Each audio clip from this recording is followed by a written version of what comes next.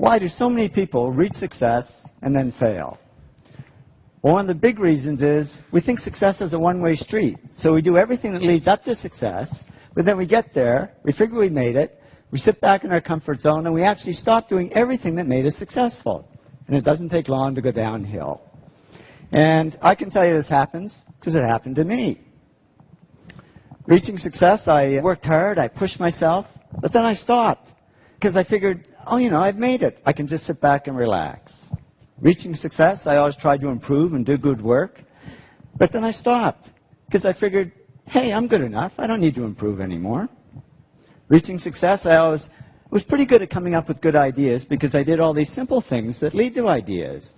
But then I stopped because I figured I was this hotshot guy and I shouldn't have to work at ideas. They should just come like magic.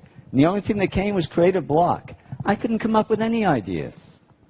Reaching success, I always focused on clients and projects and ignored the money. But then all this money started pouring in, and I got distracted by it.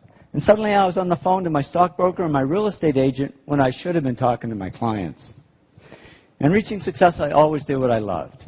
But then I got into stuff I didn't love, like management. I'm the world's worst manager, but I figured I should be doing it because I was, after all, the president of the company. Well, soon a black cloud formed over my head, and here I was, outwardly very successful, but inwardly very depressed. But I'm a guy. I knew how to fix it.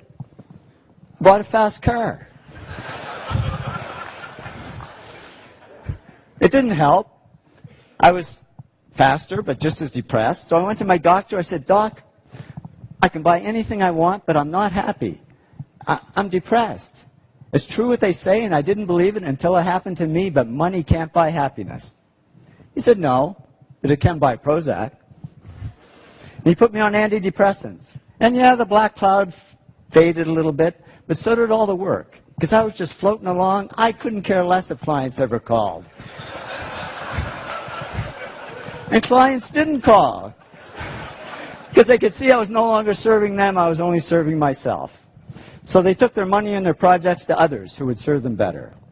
Well, didn't take long for business to drop like a rock. My partner and I, Tom, we had to let all our employees go. It was down to just the two of us, and we were about to go under. And that was great, because with no employees, there was nobody for me to manage. So I went back to doing the projects I loved. I had fun again, I worked harder, and to cut a long story short, did all the things that took me back up to success, but it wasn't a quick trip. It took 7 years.